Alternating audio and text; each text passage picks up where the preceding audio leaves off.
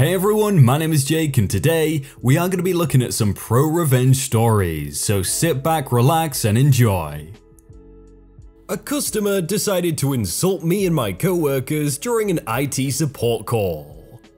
I work at a company that primarily supports hotel Wi-Fi, and taking calls from guests needing help connecting is part of that. Part of my job at the time of this happening was being an escalation point for unresolved guest problems. One time, roughly 2 years ago, there was some huge hurricane going through Florida, so a lot of our hotels in Alabama and northern Florida were packed with people evacuating their homes. Most people staying at these hotels were bringing most of their possessions as well.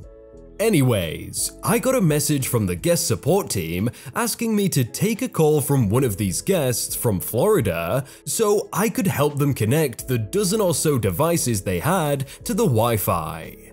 For some reason, they were refusing to connect and Tier 1 support couldn't resolve it. I start talking to the guy and he is immediately hostile towards me and gave me the whole "I know what I'm doing, I'm tech savvy" shtick.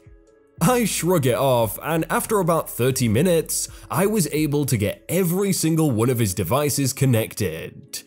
After that, he was still incredibly ticked off and started ranting about how incompetent the employees he had previously been talking to were, and being upset at me that I took so long to get his stuff connected too. I forget most of the profanity he was spewing at me, but I'll never forget him saying, "Your techs are worthless. You should hang them from their freaking intestines." At this point, I should have just hung up on him, but I froze up a little and let him continue. He ended up insisting that I help him set up his Plex server, which is against the hotel's TOS, since he could potentially be using it to stream movies illegally. I finally got my manager involved, and we called the general manager of the hotel and brought her up to speed while the guest was on hold. I got her conferenced into the call, and immediately she began chewing him out and telling him he cannot talk to their support staff this way, and that we had other more considerate guests to be assisting. He tried defending himself, telling her how long we took, but she was not having it, and told him he had 2 hours to get all of his belongings and leave, or she would call the police. I'm not sure why she let me stay on the call for this long, but this guy begged her to let him stay since he had just finished lugging everything he owned into his room and every other hotel around was booked. She didn't budge, however, and after scolding the guy some more, she told me I could disconnect. Never in my life had I seen justice delivered so swiftly. This is the story I always tell people when talking about crazy support calls. Please remember this the next time you consider blowing up at tech support staff. You see, that is a good boss right there, you want that kind of boss. But the one thing I'm really confused about is why he got so mad even though they connected all his devices. Once you get your devices connected, just say, "Oh, that was a bit of a hassle, hang up, don't have to deal with that anymore." Just don't, Read your dang emails, Karen. I used to work in an office. What kind of work isn't particularly important to the story, so just picture a basic office job.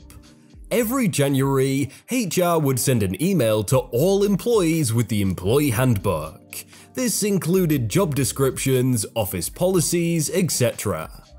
Every year since the PDF handbook had been established, it would be named with the year following it to establish it was different than the original and all other years. Any changes would have updated next to the section in the table of contents, so you could have seen what has changed from the previous year and familiarize yourself with anything new. Now, with that background, we will introduce Karen. Karen had been with the company a pretty long time, about 10 years I believe. She was fine at her job, just fine. She would get things done, but not without making everyone else miserable in the process. She would ask questions that had already been answered and basically just waste everyone's time for fun. She was just plain nasty to people and tried as hard as she could to make everyone stay far away from her. The worst thing about her was she always seemed to be looking for a fight or looking for a reason to complain. She had threatened lawsuits a few times over any small thing, but would always just get over it and drop it because she knew no laws had been broken and it would never go anywhere. She'd comment on how she should sue basically every business she ever went to because she could live off the settlement and retire early, over the smallest issues you can imagine. She did her job and we never had a valid reason to fire her, especially knowing how lawsuit happy she was, so she stayed. Karen's job description, as per the handbook, called for a bachelor's degree. Karen did not have a bachelor's degree, but had been hired prior to that being a requirement, so she was grandfathered in. One day, a position above hers became open. A guy who we will call Terry had recently completed his master's degree after taking night classes for a few years. And since an internal promotion is typically better than an outside hire, he was chosen for the promotion. Terry had been with the company about 4.5 years, and was well liked and great at his job. The new job required a master's degree in its job description, and him being a recent grad, it was a perfect fit and everyone was happy for him. Everyone but Karen. Since she was constantly looking for something to sue about, she took it as a direct insult that she had not been considered for this promotion, that she was not at all qualified for. She immediately cried discrimination and told our boss her lawyer would be in touch. We were all perplexed, since it was very clear that this position required a master's degree, and given that she didn't even have a bachelor's degree, there is no way she could have been hired for the role. What we soon realized was that Karen had saved the original company handbook named Company Handbook, and had not bothered to open or save any new editions that were sent in the following 8 years. She just assumed no changes had been made, and that it was just sent every year to ensure all employees had it. If she had bothered to open the file, she would have seen the sections that say updated in the table of contents. Since Karen cried lawsuit a lot, no one expected much of this since it was a ridiculous claim, but sure enough, Karen gives her resignation letter via email, and it is scathing about how she can't bear to work in such a discriminatory environment that would only promote men. When any higher-ups try to speak to her about this and clear up the confusion, she basically tells them to screw off and to read the dang email. I don't owe any more of an explanation. She basically goes full Karen. Not long after, a letter comes in from her lawyer asking for a settlement to avoid a discrimination case. What Karen hadn't realized was that our boss's sister-in-law owned a law firm. She didn't really take on clients herself anymore, and mostly just managed the other lawyers of her firm. She was basically semi-retired. What this meant was that she had plenty of time to review any letters from Karen's lawyer and advise us. Since Karen didn't bother to read any of the updated handbooks, she was unaware that this position had a required master's degree for many years now, I believe about 6 years.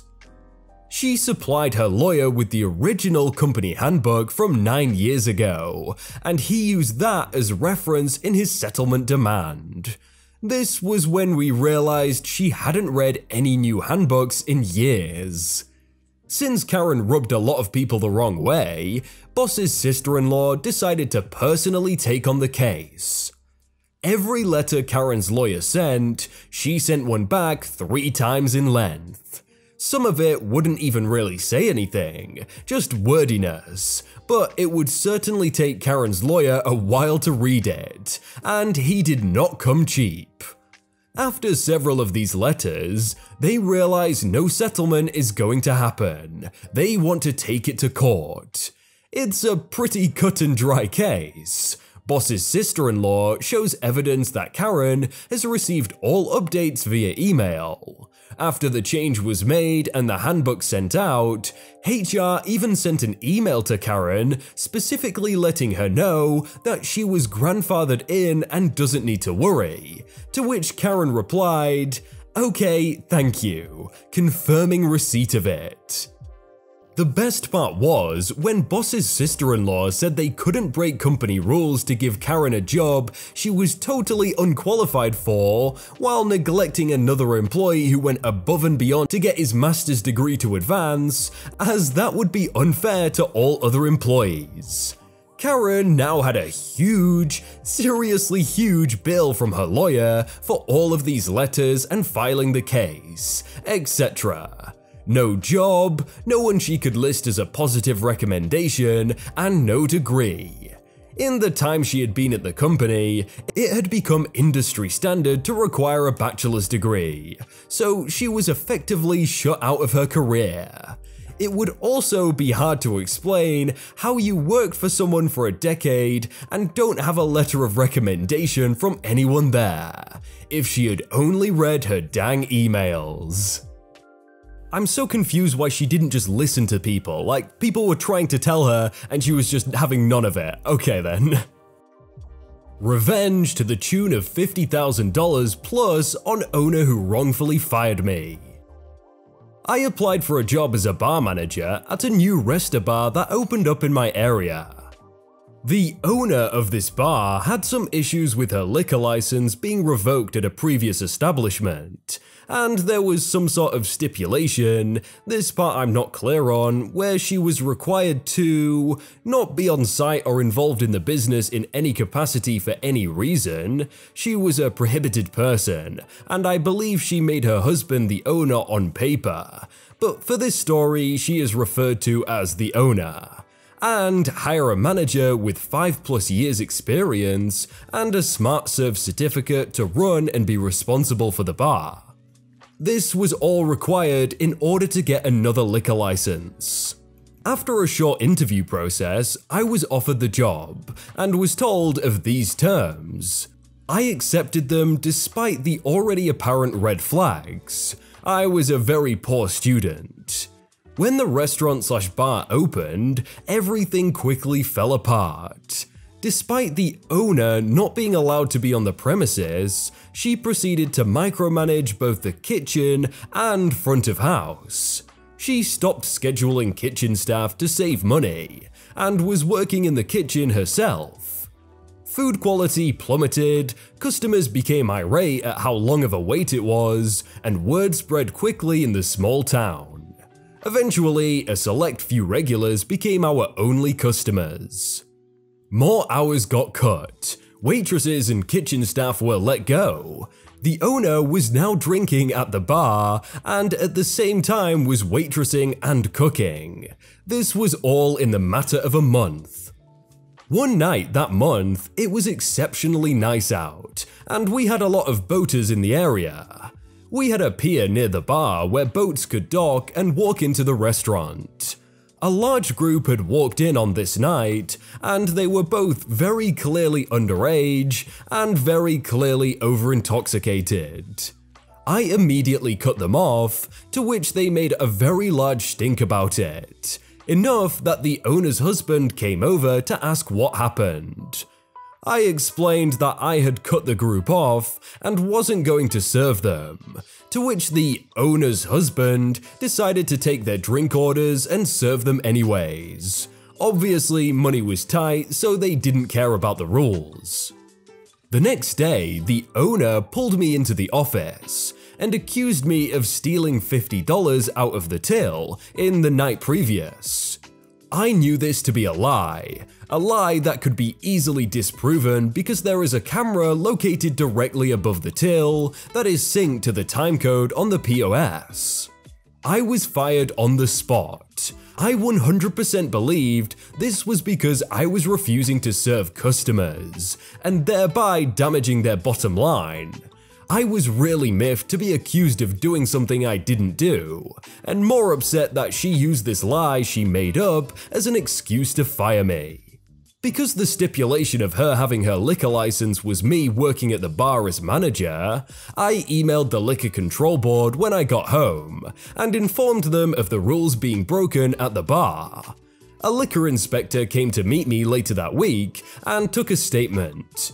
He then paid a surprise visit to the bar and was able to witness all of the things that I informed him, including the owner both being on site and being involved in the business, serving minors, and serving intoxicated persons. The liquor inspector slapped them with a very large fine, north of $50,000. Their liquor license was suspended, and the owner was too broke to pay the fine and was forced to close the restaurant. I received death threats from her for a while after that, but the revenge was absolutely worth it. Yeah, and I bet those guys were so shocked when they got the fine as well, even though they know they were doing that. If you want to see some other videos like that, then click on screen right now, and if you want to subscribe, that'd be awesome too, but I will see you very soon.